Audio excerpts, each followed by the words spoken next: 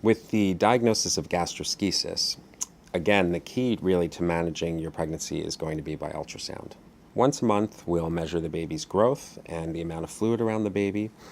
It's certainly an issue in gastroschisis that is really not well understood. The babies do tend to grow a little bit smaller than the average baby, and they have a tendency to have lower fluid as the pregnancy progresses. And that's an important thing to keep an eye on because it's important that your baby continues to grow well and has normal fluid to the extent that's possible. You may need to be delivered a little bit earlier than expected if the growth is suboptimal or the fluid starts dropping off significantly. Now, it's well known that babies with gastroschisis do have unexpected issues at the very end of pregnancy. There have been a number of unexpected fetal deaths, for example, but these can be averted if a delivery is planned about 3 weeks earlier, about 37 weeks gestation.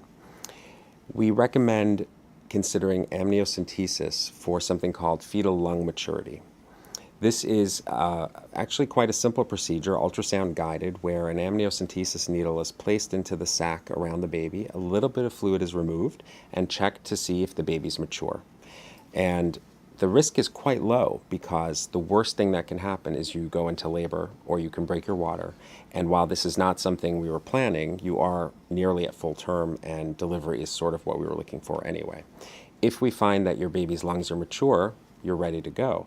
If your baby's lungs are not mature, it would be prudent to give you some medication to help speed up the lung maturity and then allow delivery.